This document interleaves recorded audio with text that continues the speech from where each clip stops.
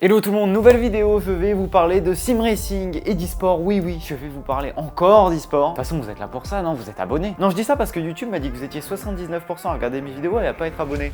Alors en vrai, n'hésitez pas quoi, enfin c'est gratuit, ça coûte rien, ça aide la chaîne, vous supportez le projet, vous participez au projet également. Il y a juste à appuyer sur le petit bouton s'abonner et activer la petite cloche. Aujourd'hui, un sujet un peu à part, voilà, j'ai refait un sujet débat. Je me suis posé la question en tant que fan d'e-sport et de sim racing, pourquoi le sim racing n'explose pas comme un Call of Duty ou un League of Legends explose? Alors j'ai noté 4 grands problèmes pour moi qui devront être résolus pour que justement l'e-sport dans le sim racing puisse franchir un palier. Enfin bref, je vous ai assez teasé la vidéo, il est temps de passer au vrai contenu, au fond du problème. Sim Drive, c'est parti.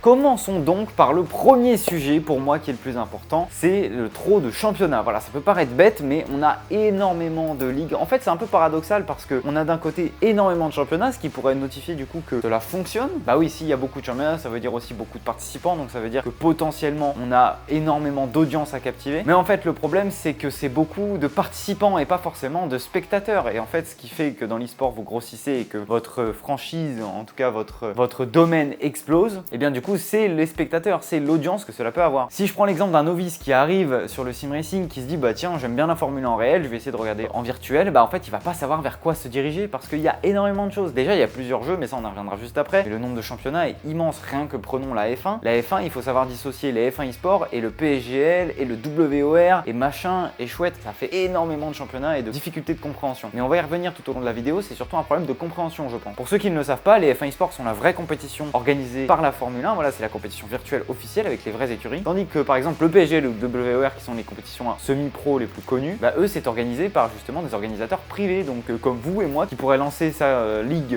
avec des joueurs F1 e-sport ou avec des joueurs F1 normaux, et bien eux ils l'ont fait, ils en sont par exemple le PSG à leur 34e saison, donc vous voyez qu'il y a eu quand même du temps pour arriver à ce stade, mais voilà aujourd'hui le PSG est reconnu comme la ligue numéro 1 des F1 e-sport, mais pour quelqu'un qui arrive, moi je suis sûr que mon père qui regarde un peu, qui essaye de regarder un peu les F1 e-sport, je pense que si je lui dis PSG et WOR, va me regarder avec des yeux. Après, on peut peut-être aussi se poser la question de tout simplement le sim racing est trop niche. Voilà, peut-être que dans le fait qu'il y ait trop de championnats, bah c'est difficile de comprendre la scène et du coup c'est encore trop niche, et encore trop de petits chemins et pas de grandes allées pour comprendre justement quel championnat il faut choisir. Ça peut être aussi une des possibilités. Le deuxième problème, parce qu'on parlait de compréhension de la scène et qu'il y avait trop de championnats, je pense aussi qu'il y a trop de championnats avec des formats trop compliqués. Alors on va mettre un peu la F1 de côté parce que la F1 de côté, en tout cas sur le format, c'est globalement une qualif, une course et voilà, c'est 4 events de 3 courses, donc globalement le format est pas mal. En revanche, là où on peut critiquer la Formule 1, c'est sur la durée. Bah oui, parce qu'en fait, le championnat F1 e-sport se déroule normalement de septembre à... Ça veut dire que vous avez 4 mois de saison pleine sur une année de 12 mois. Donc ça fait qu'un tiers de compétition et le reste est voué à de la préparation, mais aussi à de l'entraînement, notamment avec le PSGL ou le WOR pour les F1 e-sport. Donc déjà quelqu'un qui a du mal à se repérer, qui ne sait pas aller vers quel championnat choisir, le mec arrive en février, c'est la période la plus creuse des jeux de F1, entre février et juin, jusqu'à temps que le nouveau jeu sorte. Forcément, les joueurs F1 e-sport, soit ils font juste du contenu, soit ils s'entraînent juste comme ça, pour le fun, ils essaient de se maintenir un peu au niveau, mais c'est pas pareil. On n'a pas cet aspect quand même compétition qu'on peut avoir au F1 e-sport. Alors je vais faire un contre-argument quand même parce que la semaine dernière j'ai pu réacter à une course sur Twitch du PSGL et c'était une course incroyable, donc on voyait qu'on peut quand même prendre du plaisir à regarder des courses qui ne sont pas forcément des courses officielles par la Formule 1, mais pour un novice, encore une fois, je pense que c'est compliqué de se diriger de prime d'abord sur cette compétition. Et je continue du coup sur le format des compétitions. Si je prends Rangeport qui a eu une très bonne idée avec des systèmes de braquettes, etc., pourquoi pas pour nous qui sommes pilotes de sim racing et qui avons peut-être une légère compréhension de la scène, on va peut-être comprendre plus facilement. Mais encore une fois, je pense à ramener des nouvelles personnes dans ce monde qu'est l'e-sport dans le sim racing. Vous ramenez quelqu'un de nouveau et on va lui expliquer un système de braquettes, alors sachant que c'est un nouveau jeu, on ne sait pas qu'en plus c'est des GT, donc c'est quelque chose qui n'est pas forcément très commun par rapport à la monoplace. Bon voilà, je pense que globalement on va le perdre et il va pas rester. Et j'avais un dernier point sur ce problème de format et de trop de championnats aussi que je peux lier un petit peu, c'est en fait toutes les séries que vous avez sur e-racing. Bah ouais, sur e-racing vous allez retrouver avec de la F3 sponsorisée par Mozza ou des autres séries sponsorisées par Fanatec. Et en fait, quelqu'un qui se lance, qui se dit tiens, je vais commencer sur e-racing et je vais arriver et je vais choisir Fanatec Open Wheel Challenge, je sais pas, je dis des noms au hasard parce que je les ai plus en tête. Et il peut penser que c'est une compétition du coup où des gens s'affrontent, mais en fait globalement c'est juste une série où lui il peut rouler. Donc il y a aussi, je pense, ce problème de sponsoriser des séries sur e-racing. Alors évidemment c'est leur business model, donc ils font comme ça. Mais du coup ça perd un peu les gens parce que on se retrouve avec des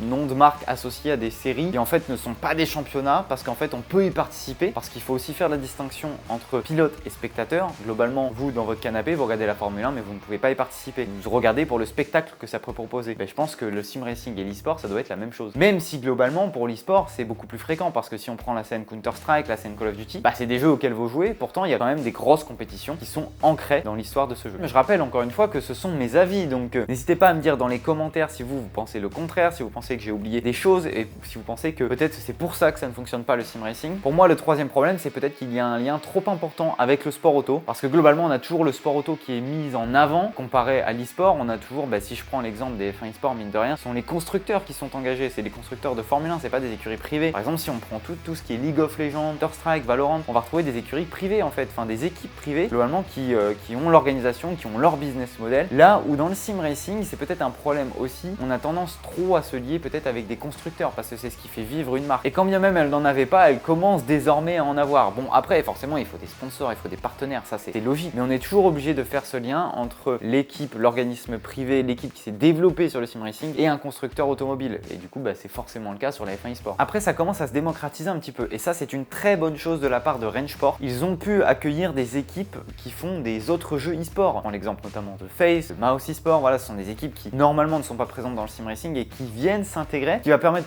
potentiellement de pouvoir élargir la communauté et de se dire en fait globalement le sim racing c'est pas si compliqué comparé à un Valorant, un League of Legends. Parce que le sim racing globalement c'est, je réduis un peu, ça va être très réducteur et on va peut-être me crier dessus, mais au final c'est la vérité. Ce sont juste des voitures qui tournent sur un circuit et qui tentent de finir premier. Donc en termes de compréhension, globalement normalement c'est simple. Après vous avez tout l'aspect stratégique effectivement, l'aspect behind the scene avec tous les équipes qui sont derrière pour supporter les pilotes, c'est bien plus complexe. Mais pour un novice qui veut s'intéresser et qui veut faire le premier pas dans la discipline, je pense que c'est une bonne chose de se dire que c'est juste des voitures qui tournent sur un circuit et qu'en termes de compréhension et de spectacle, il n'y a rien de plus simple. Et enfin, on arrive pour moi au dernier problème. Mais lui, on va prendre un peu plus de temps parce que c'est le problème majeur.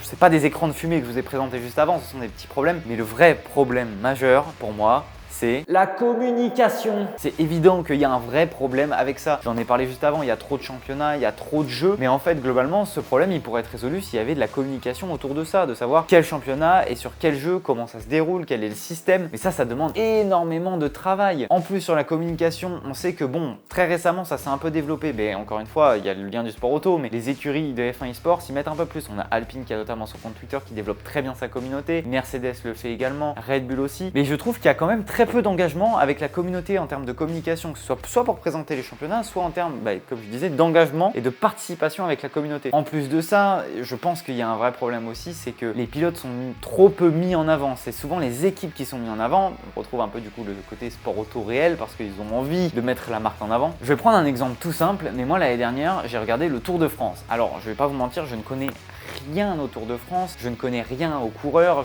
je vais vous parler d'un mec, je ne sais même plus son nom, je l'ai oublié. J'ai regardé le Tour de France l'année dernière, je ne connaissais rien et je regardais de temps en temps et en fait j'avais tendance à m'accrocher à une personnalité plus qu'à une équipe globalement. Alors le Tour de France c'est quelque chose à part parce que c'est très compliqué et il y a des personnalités qui ressortent plus que d'autres, mais j'avais envie de voir cette personnalité, ce coureur là gagner ou évidemment en sport auto cette écurie là. Mais je trouve que ça manque cruellement d'attachement dans la communauté, à que ce soit des pilotes, à des écuries. Alors je sais que les pilotes sont très jeunes, mais globalement l'audience aussi de l'e-sport et du sim racing est extrêmement jeune aussi. Regardez un peu plus vieux, vous inquiétez pas, je suis là aussi, j'ai passé mes 25 ans il y a un mois, je commence un peu à vieillir. Quand je parle d'extrêmement jeune, c'est que globalement à partir de 12-13 ans, il y a maintenant des jeunes qui commencent à s'y intéresser, à regarder des compétitions et justement ils veulent y participer. Donc on perd toute cette partie un peu audience. Après toujours quelques contre-exemples, évidemment je vais prendre Jarno Opmeer qui lui est double champion du monde, donc il a forcément été en avant, mais je vais reprendre l'exemple des F1 e-sport. Aujourd'hui, quand un pilote se développe, c'est qu'il a forcément été champion du monde. Le seul contre-exemple que j'ai à mon argument, c'est Marcel Kiefer qui a très bien développé sa communauté allemande. Mais aujourd'hui, on a des pilotes mais qui sont extrêmement talentueux et qui ont des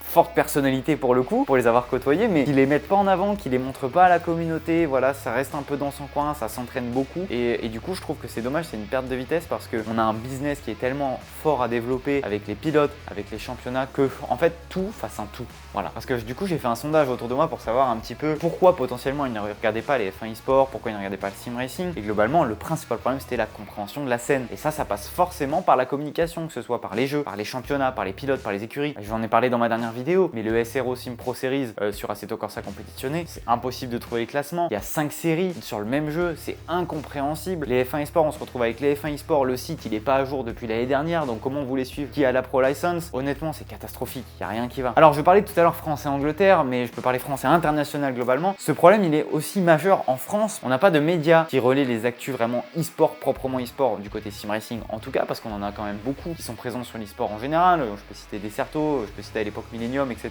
qui étaient présents sur l'e-sport. Aujourd'hui sur l'e-sport, vous allez globalement retrouver à l'international Traction.gg, Overtake, mais tous ces sites-là ils sont anglais, donc il y a une partie aussi de la communauté qui n'a pas envie forcément de parler en anglais ou que la compréhension est plus simple en français, et c'est normal puisque c'est notre langue maternelle, et donc ça rajoute un problème évidemment. Après, sans me mettre en avant, c'est vraiment mon objectif avec SimDrive, c'est de vous faire découvrir globalement du sim racing, de l'e-sport, vraiment parce que c'est passionnant. Je vous promets, je vous rendez pas compte si vous ne regardez pas l'e-sport en général, mais juste essayez de vous brancher sur une PSGL un mercredi soir. Voilà, c'est le mercredi soir, je crois que c'est à 20 h. Allez voir sur leur page YouTube, il y a les courses, essayez de vous intéresser. Alors peut-être qu'au début vous allez galérer parce que encore une fois c'est des commentateurs anglais. Si vous les voulez en français, si jamais je fais des petites réacts sur ma chaîne Twitch, elle s'affiche juste en dessous. Voilà, vous pouvez venir le mercredi soir à 20 h, je vous les commente en français, du coup on regarde un petit peu comment ça se goupille. Je vous apprends aussi la scène des F1 eSport parce que beaucoup de gens ne connaissent pas la scène F1 eSport, donc je vous apprends les pilotes, les équipes, sur qui il faut un peu juger, enfin sur qui il faut pronostiquer pour le titre, etc.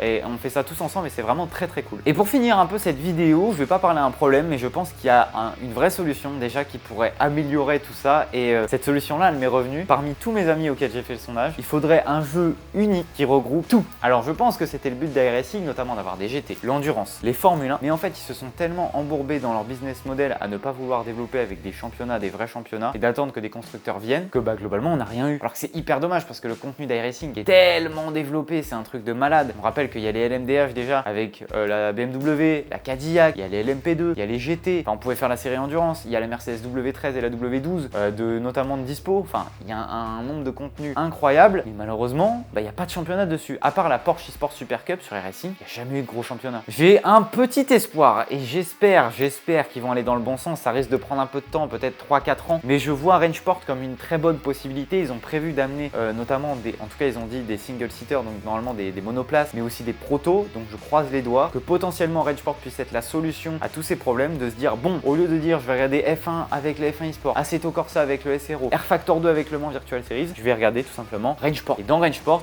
il y aura plusieurs compétitions tout simplement. Ça fait beaucoup de fois que je dis tout simplement non. Voilà, on arrive à la fin de cette vidéo. J'ai essayé de la faire un peu en impro, vous dire un peu ce que je ressens. J'avais fait une petite liste de mes points à évoquer. Dites-moi dans les commentaires si vous êtes du même avis ou peut-être si vous pensez autre chose tout simplement. Je serais hyper intéressé parce que je pense que c'est un vrai débat à avoir avec la communauté. Et si ça vous intéresse, on pourra peut-être échanger sur le sujet sur Twitch ensemble pour voir ce qui peut être amélioré, comment le faire. Peut-être que vous allez me donner des idées ou peut-être que vous allez vouloir participer à des projets avec SimDrive, que ce soit, je sais pas, développer un site web ou ce genre de choses, parce que oui, je l'ai pas cité, mais il existe quand même des sites en France qui font les actus, mais c'est surtout des actus hardware. Il y a très peu d'actus e-sport. On salue notamment Super Chicane, on pense à Olive, je pense aussi à lesmeilleurvolants.fr de Sam et Flo notamment. Il n'y a pas cette actu e-sport. Donc si jamais vous voulez dans les commentaires participer à un projet, qu'on puisse développer quelque chose ensemble, dites-le moi, je suis contactable partout, Twitter, Instagram, on est présent partout. En tout cas, merci d'être resté jusqu'à la fin de cette vidéo et on se retrouve la semaine prochaine avec un contenu un peu innovant qui va changer de d'habitude. Je suis très content, j'espère qu'il va rendre bien à l'écran, mais en parlant d'F1 eSport, je pense que vous devriez être intéressé. Ciao tout le monde.